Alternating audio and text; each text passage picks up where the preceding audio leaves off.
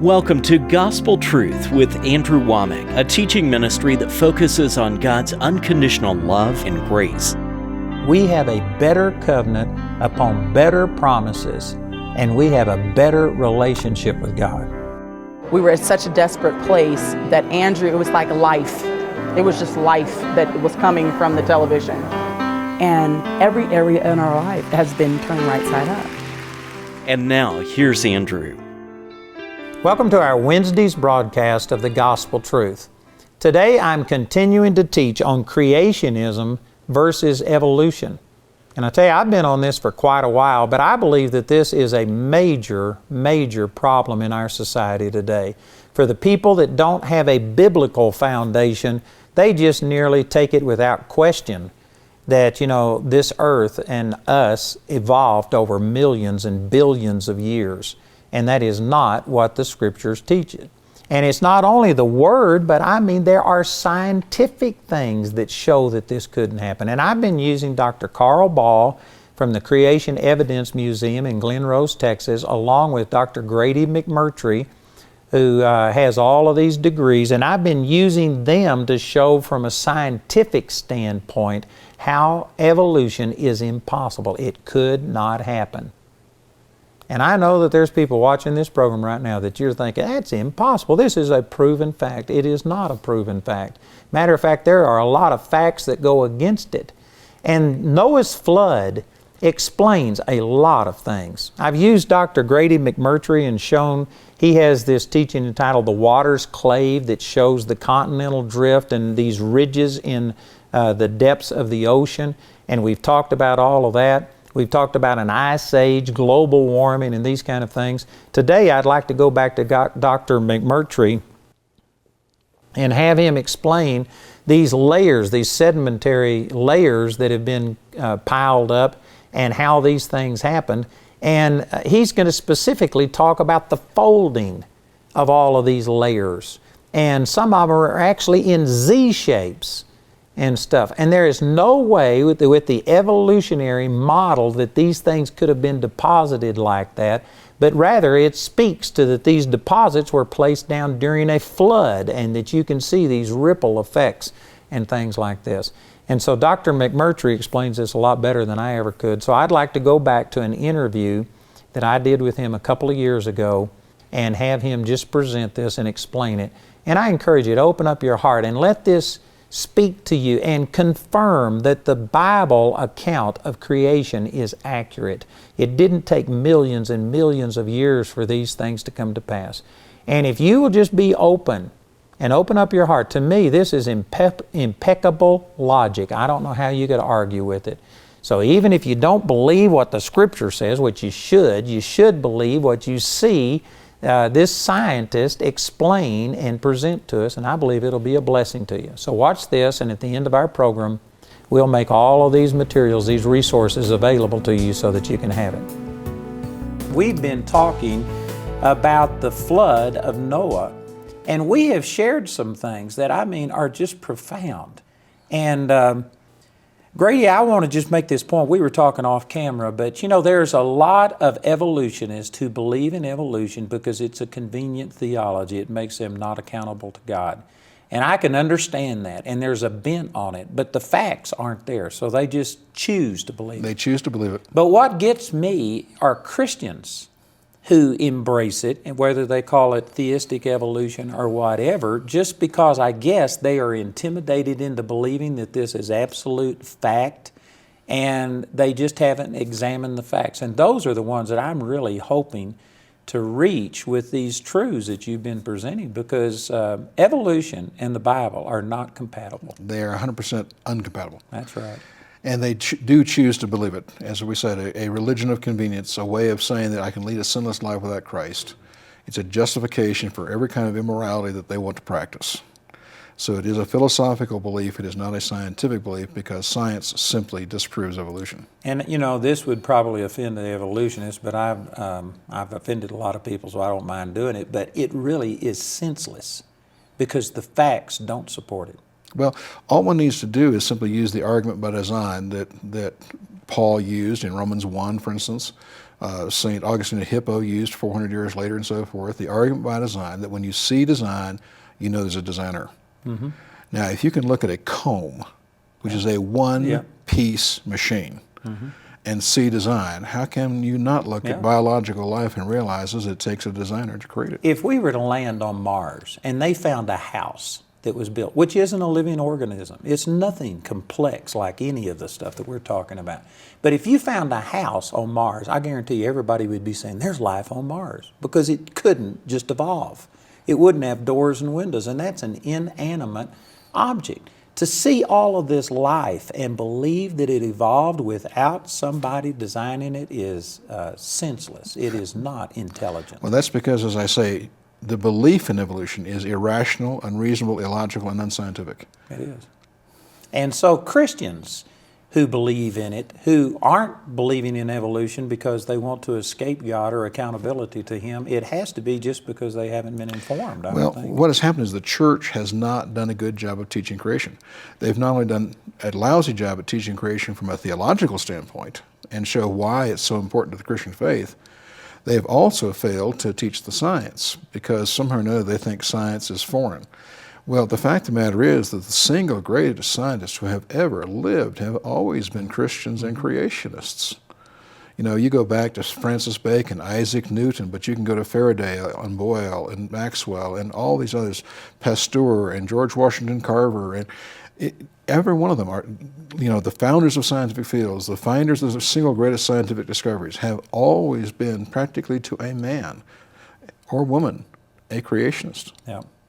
Well, let me ask you this. I go to the Grand Canyon, and I love going in the mountains. We four-wheel, and we go to these national parks, and they'll say that 150 million years ago or 500 million years ago, this strata of rock, and it's just presented as fact, and they say that this proves evolution, and yet the flood is how all of this stuff was put down. I'd like That's you right. to address that. Well, you have to remember, first of all, when the evolutionists talk about millions and billions of years, it is imaginary. They made it up in their own imagination. First of all, they were not there. They cannot document it. That's true. Scientifically, you're dealing with a historical event that cannot be scientifically proven. The scientific method cannot be used to do things like that because it's outside of the scope of science, which deals with here and now. Secondly, of course, you've got people who, again, and as I say, the church has done a lousy job of doing this, haven't shown the science behind this, such as we were talking about previously, you know. But let's take a look at what's really in the ground versus what's in the textbooks, because to me, this is critical. Again, growing up in the paleontology laboratories at Berkeley, fossils and the various sedimentary layers in which you find the fossils. The first thing you have to remember is this. On the Earth's land surface, 75 to 80% is covered with dried out mud layers containing trillions of dead plants and animals that all drowned. Now that ought to tell you that it's a worldwide flood right there, that this is not slow and gradual accumulation. As a matter of fact, we now know that fossilization is rapid, and you, to get a fossil, would have to have it buried rapidly. It can't be slowly or it would decay. In addition to that, though, of the 75 to 80% of the entire Earth's land surface that is covered with dried out mud layers, that's sedimentary rock, because sedimentary rock is just dried out mud. 80 to 85% of that does not even have 3 layers in the order shown in the textbooks. Oh, so their evolutionary model is not consistent with what's in the ground. You say they show the geological time scale or the geological time column in the textbook and then teach you that that's the way it is in the ground, but that's not true. That is a reconstruction by taking a layer in Africa and a layer in Asia and a layer in North America and putting them in the order they want them. No, really. So this whole thing So about evolution- Precambrian and I forget. Well, those are names. Yeah, but I mean all of these names ascribed to this is stuff that you can't see consistent Absolutely not throughout consistent. the Earth. Absolutely not consistent at all. Again, 80 to 85% doesn't even have 3 layers in the order shown in the textbook. What we find are layers upside down, out of order, missing, or interlaced, where it goes older, younger, older, younger, older, younger, according to the evolutionary teaching. Now, do they explain this, or do they, again, just ignore this? They ignore it. They try to hide it. Here's a picture of the Rocky Mountains, and here we see layers in the ground. I mean, these are fairly easy to see layers. Sure. Now, first of all, if you take a close look at this, you will notice that if evolution was true, you'd expect these layers to be nice and flat, because when water lays down layers, water seeks its own level, water lays down flat. But first of all, you'll notice that actually you see undulations, that these are actually wave-like things. Also, notice the alluvial material. That's the erosion material here at the bottom. Now, first of all, if those mountains are supposed to 300 million years old or whatever, according to whichever evolution you talk to, where is the erosion material? Because this is not enough. This only supports a few thousand years. So they've got a big problem. But then if you say, well, it washed off into the rivers, such as the Colorado. Well, how come there's only 4,500 years worth of mud at the mouth of the Colorado then? You see, the physical evidence doesn't support the story. Now let's take a look. This comes from Montana. Now here you see sedimentary layers laid down flat by water, but they're standing basically upright, and you'll notice they're curving, and you'll notice they're not broken. I challenge everybody listening to this program, always, always, always look in the road cuts. It's free research. You've already paid for it. Stop and look. Slow down and look. You see layers on the side of the road. Often they're flat. Often they look nice and plainer, and so forth. But if you just keep looking, you'll see undulations. You'll see sometimes they'll turn and meet another at a 90-degree angle. You'll see layers that are standing upright. Now remember, these were laid down flat this way, but today, instead of being this way, they're now this way or folded. But you can't bend rock. So what does this mean to see these in? This means that these are the layers of sedimentary rock, mud laid down by the flood of Noah, then folded by tectonic forces, the movement of continents and so forth, after the flood while they're still wet, and then only after they have been folded, they dry out into hard rock. For instance, here's a nice little section. Now remember that this picture is in the right orientation. So this is basically up and down, but you see these Z-shaped curves. Now again, you can't bend sedimentary rock, it'll break. This is not metamorphic. Now metamorphic has been heated and you can bend that. But this is sedimentary rock. You cannot bend it without breaking it, which proves that this had to be done while it was still wet. This comes from the area near San Juan Capistrano. Now notice here, you'll even see swirls, waves, circular patterns that seem to be swirls that are frozen in time. But remember that had to be done in moving water. Here you can see layers going straight up and down here. And so this is absolutely rapid. All of that material, not just 10 feet, 100 feet, even thousands of feet, had to all be deposited at one time. This comes from California, but you see some very tightly folded hairpins here in the Sierras. Or here's a nice little 90-degree curve right here, and of course we've got the lady standing there to give you a little perspective on that. Here's another curve, see a little bit better there. And this is what I'm talking about with road cuts. Now notice a couple things here. Notice that there's some folded layers down here that were cut off, and then other layers laid down on top very, very quickly. This shows rapid deposition. Here's another 90-degree curve right here. Here you see this young lady standing there, and it may not be real easy to see in the picture, but take a look. You can actually see this is a hairpin. Yeah. I've put the superimposing here, but you can actually see that it comes here and turns very, very tight in a hairpin turn. That had to be while this material was still in a very liquid state. It was mud, but still very, very wet, or it would have been broken. Now, this is what I was talking about with things like rapid formations of things like the Grand Canyon after the flood. We see this kind of rapid formation all over the world, these folded layers. And it shows you that everything was deposited very quickly. Now, at Colorado State University, there's a great sedimentation laboratory there. Now, this comes from a secular university. Colorado State is certainly a secular university, correct? It is. But experimentations done there in their great sedimentation laboratory have proven all layers form at the same time and merely extend in the direction of water flow. So what we're saying is this: if you have moving water, all the layers, the bottom layer and the top layer, form at the same time, but extend as the water flows in that direction. All layers form at the same time. That proves the layer on the bottom is the same age as the layer on the top. Now, if that is accurate and if that's proven, that disproves evolution. Disproves evolution. It shows that what we have are fossils in the ground, yes, dead animals, dead plants from the flood of Noah buried in wet mud layers. But these layers are often out of order, upside down, backwards, but these layers all formed at one time. Now, again, this comes from the Ouachita Mountains in Arkansas and Oklahoma. You can see sedimentary rock layers standing straight up. This is outside of Denver on I-70. I've seen that. But think about it. Those are, look at all those layers had to come into existence at one time. The entire thing had to be Okay, folded. so this was laid down by water. Had to be but laid then down what this way by pushed it water. up? And then the folding, tectonic forces, folding layers, forced that entire thing to come up. And this is, again, near McCoy in Colorado.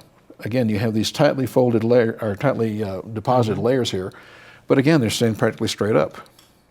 And you can see these different layers, and so this is what, wave after wave of sedimentation? Well, coming? it's either reoccurring waves or it's, again, all at one time, with, again, all of them being simply deposited by the movement of water in one direction. Well, I may not be sharp enough to catch what you're saying, but I've seen mountains where you see the different colors. So the stratas are definitely different. Mm-hmm. Were those all put down at one time, or was a layer put down and then another all layer? put down at one time by the flood. And so what accounts for the different colors? Again, this is different kinds of rock. Could be anything from limestone to shale to slate to whatever. But I was just going through here. This is near Dinosaur Monument. Mm-hmm. Notice that 90-degree turn at the top of the mountain here, but other layers over here folded in a different way. This is an S-shaped mountain and so forth.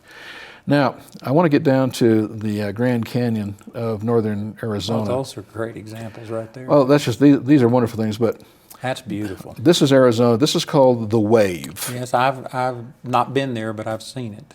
And here you see a tremendous, this is not even the best picture I've got of it, but this is just a tremendous area where you see basically every kind of sedimentation you can in one deposit. You have folding, you have interlacing, you have shearing, you have cross-hatching.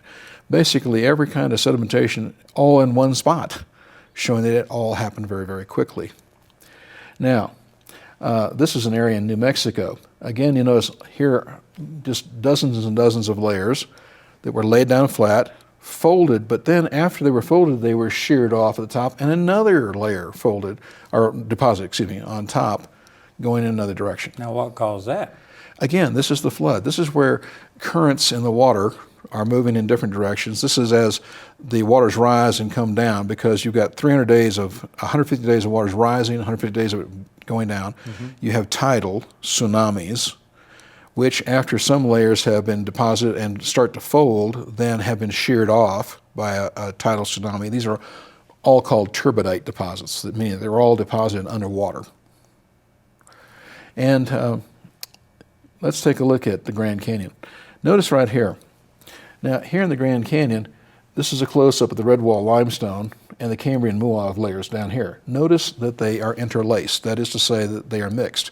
You've got one, then another, going back and forth, showing that this was not the clean-cut thing that evolutionists say of different ages, but in fact was simply, as these water currents are moving, depositing one layer of material that's dissolved someplace and another one here, and as the currents are moving back and forth, different layers are being deposited in this order, showing that, again, this is not consistent with what evolutionists claim. And at the Grand Canyon, we actually have layers that are missing. For instance, there's 140 to 160 million years missing up here, 10 million missing up there, according to evolutionary thinking. And so the fact of the matter is that sometimes we see very, smooth, flat lines, but there's 10 million years missing. Now, think with me for a second about this, because it's very important. When you look at these layers in the ground, such as the one you see right here, think with me. If the one was deposited and another one was deposited later, there'd have to be some period of time during which each layer was exposed before the next layer was deposited on top, right? Mm-hmm. Why are there no soil horizons between them? Now, what's a soil horizon? Where some of the rock had eroded into soil. Okay.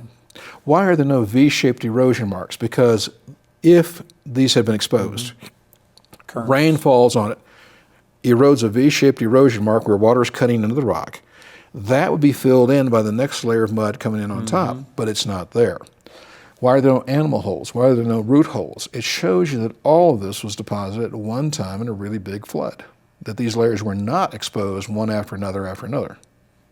That's awesome. And how do the evolutionists deal with this? They don't. They simply try not to bring it up. I guess really the evolutionists are only able to gain the ground that they do because of people being uninformed. And well, so that's just in it. The vacuum They rely on people being uninformed. They rely on being deceitful with their material, tricking people into believing that they're right. They censure science. They censure good science, and only show you that which can be interpreted using their explanation. They tell a fairy tale for adults, and they deceive people into believing it's real, but when you really take a look at it in depth, you realize it's not. It's fictitious. So it goes back to that people, anti-God, wanting to not have accountability, want to believe in evolution. They only look at the stuff that supports this. They only present the things that support their position, suppress or ignore the other information. They knowingly suppress the evidence. That's exactly what Paul said in Romans chapter 1. There are those who suppress the truth in unrighteousness. Yep. They know it's not true, but they suppress it anyway. Paul also said they willingly are ignorant of this. Yes, and they willingly share. And then we have what are called polystrate fossils. Now, polystrate fossils where we find tree trunks, for instance, growing straight up and down, supposedly, according to evolutionists, and yet what we have are trunks up to 80 feet long, have no roots, no tops, they're just tree trunks, fossilized, but sticking through many, many layers. And these layers represent hundreds of millions of years. Supposedly they represent hundreds of thousands to millions. And so how did a tree stand through all of those years of deposit? It's impossible. I have a collection of these from all over the world. At Cookeville, Tennessee, the Kettles coal mine. There's a 30-foot long tree trunk. Its bottom starts in coal with no roots. It goes through a middle layer of sedimentary rock, and it ends in a coal seam at the top, but there's no top. So here's a 30-foot long tree trunk penetrating 3 layers. The top and bottom have turned to coal. The middle layer is rock. It's petrified. And yet there's no tops or bottoms, which proves it obviously did not grow there. What happened was it was growing someplace else because of a catastrophic event, such as a volcanic explosion. It was torn off its roots, tops torn off or destroyed, deposited in wet mud layers in an upright orientation. Now at Mount St. Helens in 1980 in Spirit Lake, we actually saw the formation of today roughly 40,000 tree trunks standing upright at the bottom of the lake that didn't grow there. They have no tops, they have no bottoms. Specimen Ridge at Yellowstone National Park, the whole ridge is full of tree trunks, stumps. Some are laying down, but some are standing upright. But there's stumps without trees, trees without stumps. Many of the trees penetrate more than one layer, showing that this is all one catastrophic event. It is not slow and gradual accumulation. That is just impossible to refute. I mean, I can't see any argument against it. Well, that's just it. Evolutionary geologists don't refute it. They may hide it, but they can't refute it. On today's program, Andrew interviewed Dr. Grady McMurtry. For more information about Dr. McMurtry and his ministry, go to creationworldview.org. You're going to hear things. You're going to start understanding things, seeing things from a different way. This is called the Summer Family Bible Conference. Guess what? That's not just because you brought your kids. It's because in this room, we're family. There's nobody in here that God doesn't want to prosper. He sees a purpose in you that He wants to set free. Listen, you've been sowing. It's time for us to reap our harvest. It's going to completely change the way that you live your life.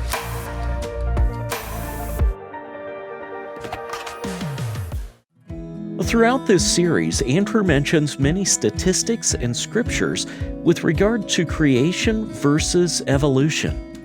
These references, as well as others pertaining to abortion and homosexuality, have been compiled in the Observing All Things booklet, which is Andrew's free gift to you today when you write or call. Andrew's complete teaching titled Observing All Things is available in either a CD or DVD album made from our daily television broadcast. Each of these valuable resources is available for a gift of any amount when you write or call. This entire series is also available for audio download, absolutely free from our website. Go to awmi.net to see all the ways you can get this teaching. We want to say a special thank you to the grace partners of Andrew Wommack Ministries. Your gifts make it possible to put free ministry materials into the hands of many people in need. If you're not already a grace partner, we ask you to pray about becoming one today. You can become a grace partner or order resources through our website at awmi.net. While there, you can discover more product details and download additional free resources. Or call our helpline Monday through Friday from 4:30 a.m. to 9:30 p.m. Mountain Time at 719-635-1111. To write us, use the address on your screen. We appreciate your generosity and hope to hear from you today.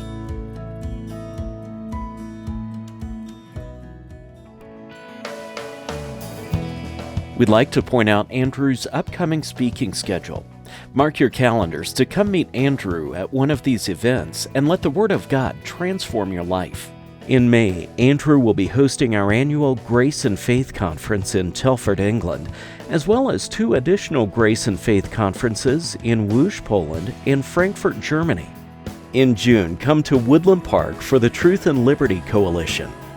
Joining Andrew at this event will be speakers James Robinson, Mark Gonzalez, Bishop E.W. Jackson, and Pastor Mark Coward. Then, from June 29th to July 3rd, Andrew will be in Woodland Park hosting the annual Summer Family Bible Conference. This event is loaded with activities for the whole family.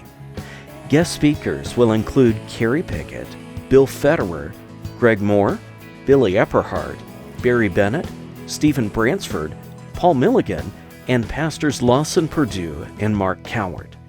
And on the 4th of July, don't miss our special patriotic musical production titled In God We Trust. And in July, Andrew will be in College Park speaking at Creflo and Taffy Dollar's Grace Life Conference. Next, come to Woodland Park for the Kingdom Youth Conference. Speakers at this event include Ryan Edberg, Brian Head Welch, and Joseph Z., with worship performances by the bands Bread of Stone and Verses. Please note that Andrew will not be speaking at this event. Also in July, Andrew will be hosting a special Charis Day live stream event. Please note that the main campus in Woodland Park will not be open to guests. This event will take place only at participating Charis Extension campuses worldwide. Lastly, join Andrew in Chicago for a Gospel Truth Conference with guest speaker Pastor Dwayne Sheriff. For more details on Andrew's next meeting in your area, visit our website at awmi.net. Ready to get more out of God's Word than ever before? We gladly announce the Andrew Wommack Living Commentary. This continuously updated living commentary is now available exclusively as a download for both Mac and Windows at awmi.net.